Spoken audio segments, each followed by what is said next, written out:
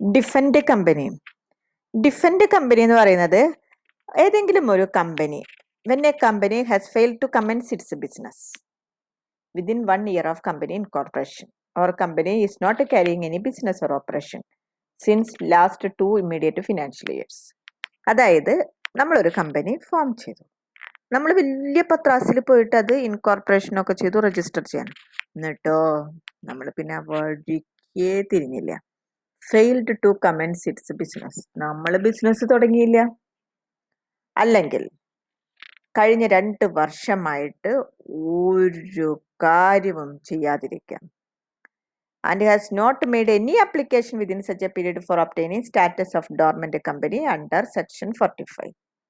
ഒരു dormant inactive ആയിട്ടുള്ള കമ്പനിയായിട്ട് നടക്കാം. തുടങ്ങിയിരുന്നു പക്ഷെ 2 കൊല്ലമായിട്ട് ഒന്നും ചെയ്യുന്നില്ല, അങ്ങനെയും ആവാം. അല്ലെങ്കിൽ ഇൻകോർപ്പറേഷൻ ചെയ്തിട്ട് തുടങ്ങാതിരിക്കുക, തുടങ്ങിയിട്ട് 2 കൊല്ലം ഒന്നും ചെയ്യാതിരിക്കുക. അങ്ങനെയുള്ള കേസുകളിലൊക്കെ ആ കമ്പനീനെ എന്തായിട്ട് പറയും? ഡിഫൻഡ് കമ്പനി എന്ന് പറയും. ഓക്കെ,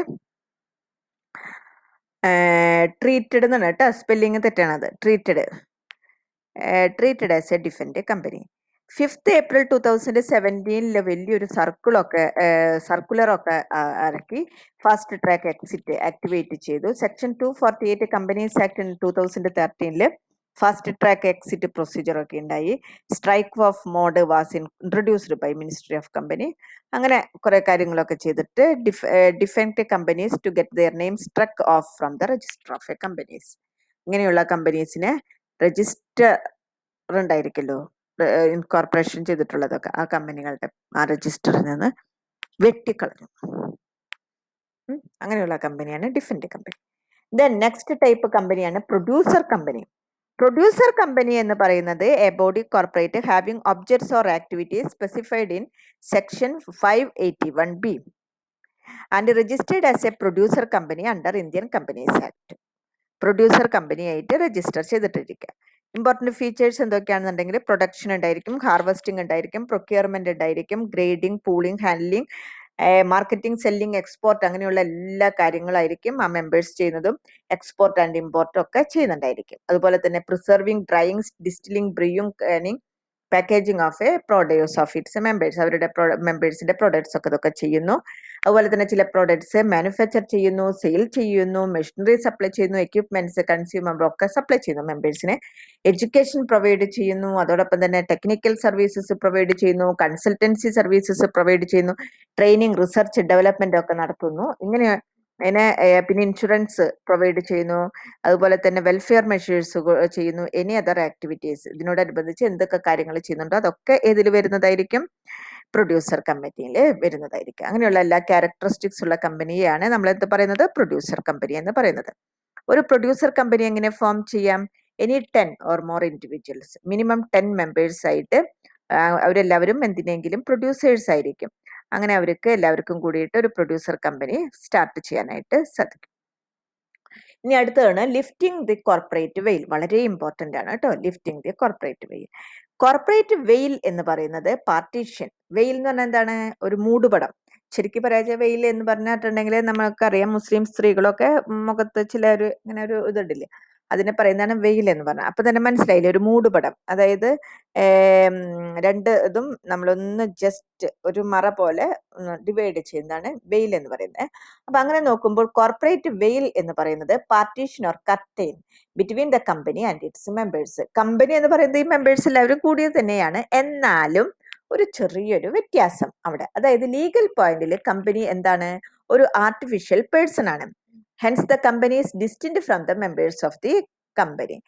മെമ്പേഴ്സിൽ നിന്ന് കുറച്ച് വ്യത്യാസമുണ്ട് കമ്പനിക്ക്. കമ്പനി വേറൊരു പേഴ്സൺ ആയിട്ട് ട്രീറ്റ് ചെയ്യുന്നു, പക്ഷെ ശരിക്കും അല്ലല്ലോ. അതാണ് ആ വെയിൽ എന്നുള്ള അത് വരുന്നത് കേട്ടോ. All dealings with the company will be in the name of the company. കമ്പനിയുടെ എല്ലാ ഡീലിങ്സും കമ്പനിയുടെ പേരിലായിരിക്കും. അതുപോലെ തന്നെ കമ്പനിയാണ് എല്ലാ കാര്യങ്ങളും ചെയ്യുന്നത്, അല്ലാതെ മെമ്പേഴ്സ് അല്ല. Thus there is a veil of a company. അപ്പൊ അവിടെ എന്തുണ്ടായിരിക്കും? ഒരു വെയിൽ ഉണ്ടായിരിക്കും. ഇനി ഏതൊക്കെ അവസരത്തിലാണ് courts may lift the corporate veil? ഈ വെയിൽ എന്ത് ചെയ്യുന്നതായിരിക്കും? പൊക്കി നോക്കാൻ പറ്റും. ഏതൊക്കെ അവസരത്തിലാണ് കോർട്ട് ഈ വെയിൽ എന്ത് ചെയ്യുന്നത്? ലിഫ്റ്റ് ചെയ്യുന്നത്. അതിനെയാണ് എന്ത് പറയുന്നത്? ലിഫ്റ്റിംഗ് ദി കോർപ്പറേറ്റ് വെയിൽ എന്ന് പറയുന്നത്. അപ്പോ ഈ വെയില് ഉള്ള കാരണം കമ്പനിയിൽ ദ കോഡ്സ് ജനറൽ കൺസിഡർ ചെയ്യുന്നതായിരിക്കും ഈ പ്രിൻസിപ്പിൾ. അങ്ങനെ കുറേ ഉണ്ട്. ചില അവസരത്തിൽ ഈ വെയിൽ മിസ്യൂസ് ചെയ്യും, അബ്യൂസ് ചെയ്യും, അങ്ങനെ എന്തെങ്കിലും ഫ്രോഡുലന്റ് ആയിട്ടുള്ള കാര്യങ്ങളൊക്കെ ചെയ്യും. ഈ വെയിലിന്റെ മറവിൽ എന്തെങ്കിലുമൊക്കെ കമ്പനിയിൽ നടക്കുന്നതായിരിക്കും. അപ്പൊ അങ്ങനെ ചെയ്യുമ്പോൾ എന്തുണ്ടായിരിക്കും, അവിടെ എന്തെങ്കിലും പ്രോബ്ലംസ് ഉണ്ടായിരിക്കും. ഡോക്ട്രിൻ ഓഫ് ലിഫ്റ്റിംഗ് ഓഫ് വെയിൽ അവിടെ വരുന്നതാണ്. അപ്പൊ ഏതൊക്കെ സിറ്റുവേഷനിലാണ് ഈ വെയിൽ ലിഫ്റ്റ് ചെയ്യുന്നുണ്ടെങ്കിൽ എക്സസ് സ്റ്റാറ്റുറി പ്രൊവിഷൻസും ജുഡീഷ്യൽ ഇന്റർപ്രിറ്റേഷൻസും, ഇങ്ങനെ രണ്ട് തരത്തിലാണ് വരുന്നത്. എക്സസ് സ്റ്റാറ്റുറ്ററി പ്രൊവിഷൻസ് എന്ന് പറയുന്നത് reduction of membership below statutory minimum. നമ്മൾ പഠിച്ചിട്ടുണ്ട്, ഒരു പ്രൈവറ്റ് കമ്പനി സ്റ്റാർട്ട് ചെയ്യുമ്പോൾ എത്രയായിരിക്കണം മെമ്പേഴ്സ്, പബ്ലിക് കമ്പനി സ്റ്റാർട്ട് ചെയ്യുമ്പോൾ എത്രയായിരിക്കണം മെമ്പേഴ്സ് എന്നൊക്കെ നമ്മൾ പഠിച്ചിട്ടുണ്ട്. അപ്പൊ ഇങ്ങനെയുള്ള സ്റ്റാറ്റുറ്ററി മിനിമത്തിൽ നിന്ന് അതിനേക്കാളും കുറവായിരിക്കാം മെമ്പർഷിപ്പ്. അങ്ങനെ ആകുമ്പോൾ അവർ ആ കമ്പനിയുടെ റൂൾസും ഇതൊന്നും യൂസ് ചെയ്യുന്നില്ല, അത് ഫോളോ ചെയ്യുന്നില്ല. അപ്പൊ എന്ത് ചെയ്യാം, കോർട്ടിന് ലീഗൽ ആയിട്ട് എന്തെങ്കിലും ചെയ്യാനായിട്ട് സാധിക്കുന്നതായിരിക്കും. ഇങ്ങനെയുള്ള അവസരത്തിൽ കോർപ്പറേറ്റ് വെയിൽ ലിഫ്റ്റ് ചെയ്യും.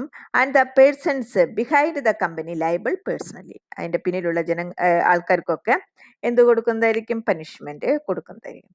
രണ്ടാമത്തെ സിറ്റുവേഷനാണ് fraudulent or improper conduct of business ചെയ്യുന്നത് ഫ്രോഡുലന്റ് ആയിട്ടോ ഇംപ്രോപ്പർ ആയിട്ടോ, അതായത് legal personality of the companies disregard with the registration of a company in fraudulent purpose.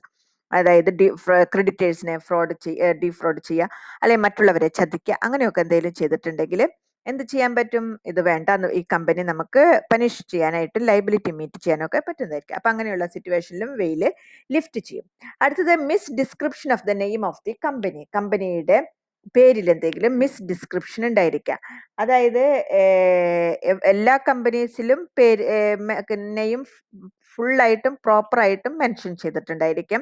Private കമ്പനിക്കാർ പ്രൈവറ്റ് ലിമിറ്റഡ് എന്ന് എഴുതിയിട്ടുണ്ടായിരിക്കണം, അങ്ങനെ ഒക്കെ എന്തെങ്കിലുമൊക്കെ ചെയ്തിട്ടുണ്ടായിരിക്കണം. അപ്പോൾ officer of the company signs on behalf of the company and bill, contract, promissory note, ഇതൊക്കെ അവിടുത്തെ ഓഫീസർ ആയിരിക്കും കമ്പനിയുടെ പേരിൽ ചെയ്യുന്നത്. Such a person shall be personally liable for it the court lift the veil. അതിൽ എന്തെങ്കിലും വന്നിട്ടുണ്ടെങ്കിൽ ആ വ്യക്തി, ആ സൈൻ ചെയ്ത വ്യക്തിക്കായിരിക്കും പനിഷ്മെന്റ് വരിക. ഇങ്ങനെയുള്ള അവസരത്തിലും കോർട്ട് ലിഫ്റ്റ് ചെയ്യുന്നതായിരിക്കും. ഹോൾഡിംഗ് ആൻഡ് സബ്സിഡറി കമ്പനി, ഇപ്പൊ നമ്മൾ പഠിച്ചു എന്താണ് ഹോൾഡിംഗ് കമ്പനി, എന്താണ് സബ്സിഡറി കമ്പനി എന്ന് പറഞ്ഞു. ഹോൾഡിംഗ് കമ്പനിയും സബ്സിഡറി കമ്പനിയും സെപ്പറേറ്റ് ആയിട്ടുള്ളതാണ്.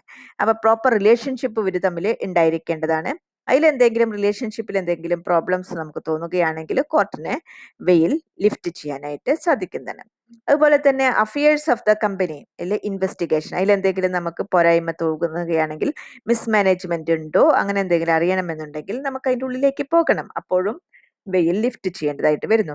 കമ്പനിയുടെ ഓണർഷിപ്പിൽ എന്തെങ്കിലും പ്രോബ്ലം വരിക, സെൻട്രൽ ഗവൺമെന്റിന് എന്തെങ്കിലും ഇതായിട്ടുള്ളത്, അവരുടെ ഇൻസ്പെക്ടേഴ്സിനെ അപ്പോയിന്റ് ചെയ്തതിൽ മെമ്പേഴ്സ് ആരൊക്കെയാണ്, അങ്ങനെ എന്തെങ്കിലും ഒരു പ്രോബ്ലം വരികയാണെങ്കിൽ അങ്ങനെയുള്ള സിറ്റുവേഷനിലും വെയിൽ ലിഫ്റ്റ് ചെയ്യുന്നതായിരിക്കും. രണ്ടാമത്തെ സിറ്റുവേഷൻ വെയിൽ ലിഫ്റ്റ് ചെയ്യുന്നത് ജുഡീഷ്യൽ ഇന്റർപ്രിറ്റേഷൻ ചെയ്യുന്ന സമയത്ത്.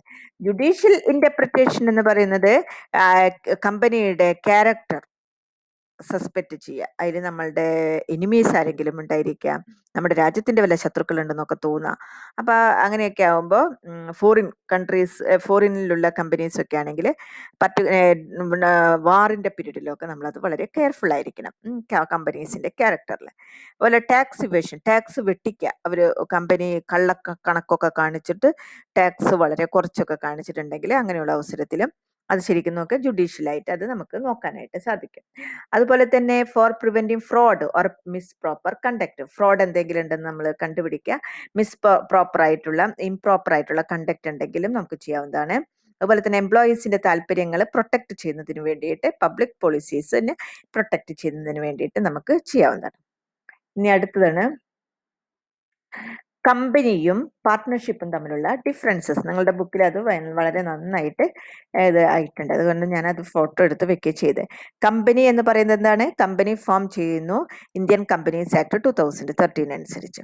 പാർട്ട്ണർഷിപ്പ് ഇൻഡിവിജ്വൽസിന്റെ എഗ്രിമെന്റിന്റെ ബേസിലായിരിക്കും ഫോം ചെയ്തിട്ടുണ്ടായിരിക്കും. പ്രൈവറ്റ് കമ്പനിയിൽ മിനിമം 2 പേരുണ്ടായിരിക്കണം, പബ്ലിക് കമ്പനിയിൽ 7 പേരുണ്ടായിരിക്കണം. പാർട്ട്ണർഷിപ്പ് ഫേം സ്റ്റാർട്ട് ചെയ്യാനായിട്ട് 2 പേര് മതി. പ്രൈവറ്റ് കമ്പനിയിൽ മാക്സിമം 200 മെമ്പേഴ്സ് ആണ്, പബ്ലിക് കമ്പനിയിൽ അങ്ങനെ മാക്സിമം നമ്പേഴ്സ് ലിമിറ്റ് ഇല്ല. മാക്സിമം നമ്പർ പാർട്ട്ണർഷിപ്പിൽ വരുന്നത് 10 ആണ്. ബാങ്കിങ് ബിസിനസ് ആണെങ്കിൽ 20, മറ്റുള്ളതിലൊക്കെ ആണെങ്കിൽ 20 വരാം. കമ്പനി എന്ന് പറയുന്നത് സെപ്പറേറ്റ് ലീഗൽ എൻറ്റിറ്റി ആണ്. മെമ്പേഴ്സും കമ്പനിയും തമ്മിൽ വ്യത്യാസം ഉണ്ടായിരിക്കും. പാർട്ട്ണർഷിപ്പിൽ അങ്ങനെ ഒരു വ്യത്യാസവും കാണുന്നില്ല. മെമ്പേഴ്സിന്റെ ലയബിലിറ്റി കമ്പനിയിൽ ലിമിറ്റഡ് ആയിരിക്കും. പാർട്ട്ണർഷിപ്പിലെ ലയബിലിറ്റി മിക്കപ്പോഴും അൺലിമിറ്റഡ് ആയിരിക്കും. കമ്പനിക്ക് എപ്പോഴും പെർപെക്ച്വൽ സസഷൻ ഉണ്ടായിരിക്കും. ആര് ലീഗൽ ഹെയേഴ്സ് അത് ഏറ്റെടുക്കും, അങ്ങനെ അടുത്തത് വൈൻഡിങ് അപ്പ് ചെയ്യുന്നുണ്ടെങ്കിൽ മാത്രമേ അങ്ങനെ വരികയുള്ളൂ. പാർട്ട്ണർഷിപ്പിന് അങ്ങനെ പെർപെക്ച്വൽ സസഷൻ ഇല്ല. ഒരാൾ മരിച്ചിട്ടുണ്ടെങ്കിൽ വേറൊരു പാർട്ട്ണർ വരും. അത് അദ്ദേഹത്തിന്റെ ലീഗൽ ഹെയേഴ്സ് ആയിരിക്കാം, ആരെങ്കിലും ആയിരിക്കാം. എനിവേ പുതിയ പാർട്ട്ണറായിട്ടാണ് ട്രീറ്റ് ചെയ്യുന്നത്. ഷെയർ ഹോൾഡർ കമ്പനിയുടെ കോൺട്രാക്റ്റിലേക്ക് എൻ്റർ ചെയ്യാൻ പറ്റും. ഒരു പാർട്ട്ണർക്ക് ഫേം ആയിട്ടുള്ള ഒരു കോൺട്രാക്റ്റിൽ എൻ്റർ ചെയ്യാനായിട്ട് സാധിക്കില്ല. കമ്പനിയുടെ പ്രോപ്പർട്ടീസ് അതുപോലെ ഒരു ഇൻഡിവിജ്വൽ മെമ്പേഴ്സിൻ്റെ ആയിരിക്കില്ല. പക്ഷെ പാർട്ട്ണർഷിപ്പിൻ്റെ പ്രോപ്പർട്ടീസ് അവരുടേതായിട്ട് മാറുന്നതായിരിക്കും. ഷെയർ ഹോൾഡർ ഒരിക്കലും കമ്പനിയുടെ ഏജൻ്റ് ആയിരിക്കില്ല. പാർട്ട്ണർ എപ്പോഴും ഏജൻ്റായിട്ട് വർത്തിക്കും. പബ്ലിക് കമ്പനിയുടെ ഷെയർസ് ഫ്രീ ആയിട്ട് ട്രാൻസ്ഫർ ചെയ്യാൻ പറ്റും. പാർട്ട്ണറുടേതിൽ ഷെയർ ഒന്നും ഒരിക്കലും അങ്ങനെ മറ്റുള്ള പാർട്ട്നേഴ്സ് അറിയാതെ ട്രാൻസ്ഫർ ചെയ്യാനായിട്ട് സാധിക്കില്ല. കമ്പനിയുടെ മാനേജ്മെന്റ്, ബോർഡ് ഓഫ് ഡയറക്ടേഴ്സ് ഒക്കെ ആയിരിക്കും നോക്കുന്നത്. ഷെയർ ഹോൾഡേഴ്സ് ഇലക്ട് ചെയ്തിട്ടുള്ളവര്. പാർട്ട്ണർഷിപ്പിന്റെ മാനേജ്മെന്റ് ഒക്കെ പാർട്ട്നേഴ്സ് തന്നെയായിരിക്കും ചെയ്യുന്നത്. കമ്പനി കൺട്രോൾ ചെയ്യുന്നത് കമ്പനീസ് ആക്ട് 2013 അനുസരിച്ചായിരിക്കും. അങ്ങനെയുള്ള പ്രത്യേകിച്ചുള്ള ഒരു സ്റ്റാറ്റുട്ടറി റെഗുലേഷൻസ് ഒന്നും പാർട്ട്ണർഷിപ്പിൽ നിലവിലില്ല. അപ്പം ഇതൊക്കെയാണ് differences between company and partnership. അങ്ങനെ ഫസ്റ്റ് ചാപ്റ്റർ കഴിഞ്ഞു കേട്ടോ.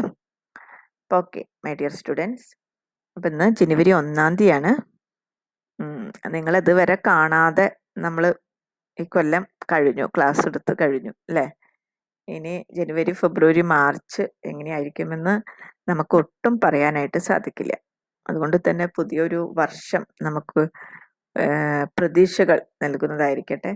അടുത്ത അക്കാഡമിക് ഇയറെങ്കിലും നിങ്ങളുടെ മുഖം നോക്കി ക്ലാസ് എടുക്കാനുള്ള ഭാഗ്യം എനിക്ക് ഉണ്ടാവട്ടെ എന്ന് ഞാൻ ആത്മാർത്ഥമായിട്ട് പ്രാർത്ഥിക്കുന്നു. എല്ലാവിധ ഐശ്വര്യങ്ങളും അടുത്ത വർഷം ഉണ്ടാകട്ടെ. Okay, my dear students.